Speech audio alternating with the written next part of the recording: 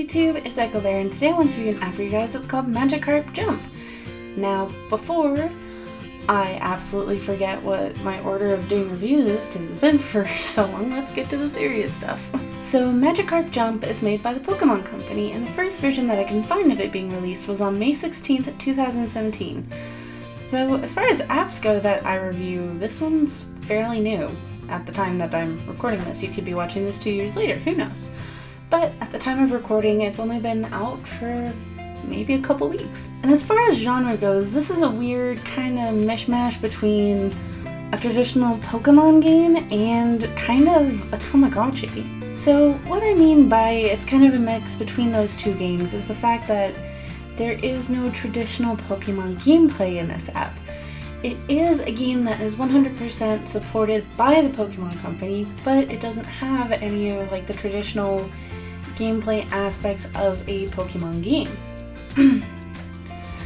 The game makes a lot of references to moves and other Pokemon and just everything within it. It is, by all means, a Pokemon game, but it's not a Pokemon game.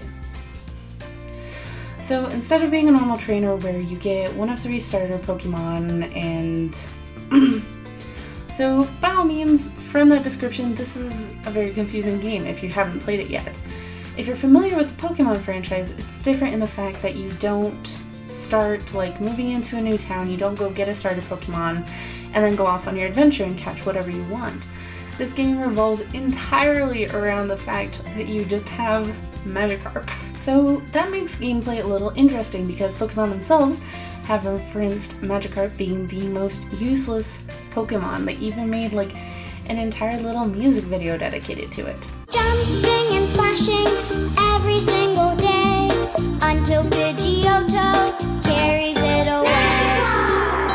The jumping Pokemon, that's you, Magikarp. Although your moves are pointless, still you from my heart. But that aside, you are a new trainer, you go to a town that is, or used to be famous for Magikarp jumping competitions. There's the same league setup, you have to get badges, go through different leagues, but it's all through Magikarp jumping. And as you go through the game, you have your first Magikarp, which from my experience gets you through the first one. It's fantastic, but the side effect of this from being a normal Pokemon game or letting your Magikarp evolve into a Gyarados, which normally happens in-game. After you finish an entire league, your Pokemon gets to retire after that. Then you get a new Pokemon, train it up to level, rinse and repeat. Now, it's not as cut and dry as that, because if you level up your Magikarp to full level, and it doesn't have what it takes to get through the entire league, that Magikarp just gets to retire.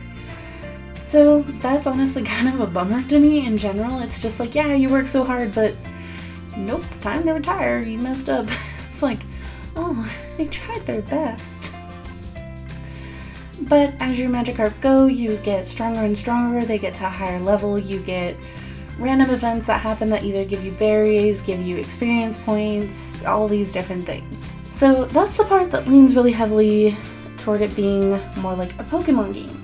The part that when I mentioned it's kind of like a Tamagotchi game is the fact that you have to feed your Magikarp, give it stuff to keep it entertained, like you decorate its garden. You have friend Pokemon that hang out around it and give it bonuses, like Piplup once you get through the first league, that gives you extra training sets, I guess. Pikachu gives you extra experience points just from being there.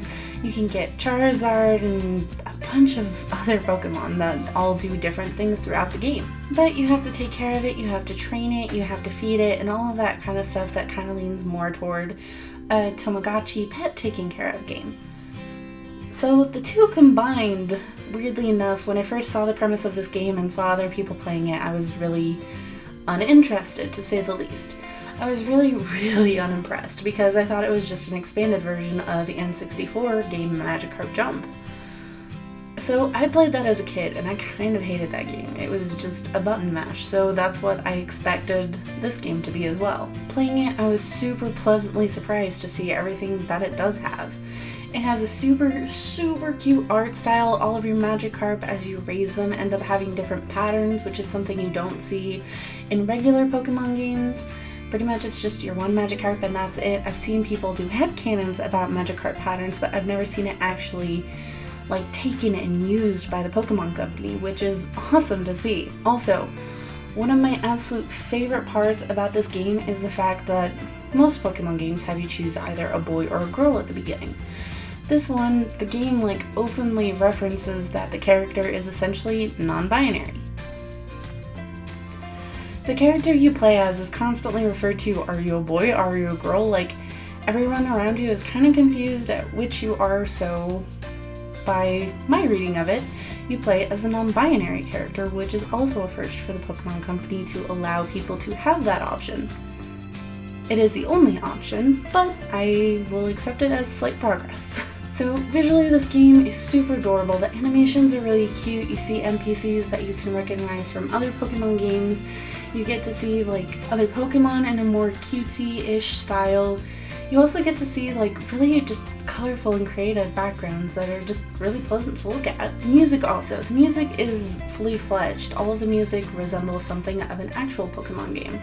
It's very similar in the fact that it, like, battle music has battle music, training music has training music. As you're going around, it has different music. Encounters have different music, like different events have different music. All of the sound effects sound eerily similar to stuff that you would hear within a Pokemon game that you would play, like this one. But it's not. It's very small, it's very condensed. If you're looking for an actual Pokemon game, you're probably better off like going and getting the real deal. Which is a bummer that Nintendo hasn't released an actual Pokemon game on the iOS, because people knock it off all the time and it works out really well. That's a beef for another day. But if you want something that's Pokemon adjacent, is really cute and really fun to play, I highly recommend you check this one out. So for everything this app has, I'm going to give it about a 10 out of 10. Yeah, surprisingly enough.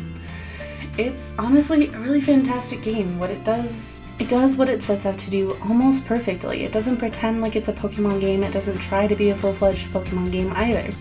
It also doesn't try to be a clone or live up to the massive event that was Pokemon Go. It's just a really cute side game. There's nothing you have to purchase unless you want to. Everything's optional, none of it is pay to win or anything like that. So yeah, honestly there's no real flaws in it unless you find it boring, but I found it really entertaining and a lot of fun. So yeah, surprise! So, as always, thank you guys so much for watching. Make sure to like and comment down below. Let me know what your favorite pattern of Magikarp that you've gotten so far if you have played this game.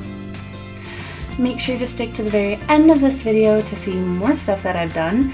And I hope you guys all have a lovely day, and I'll see you in the next video. Bye!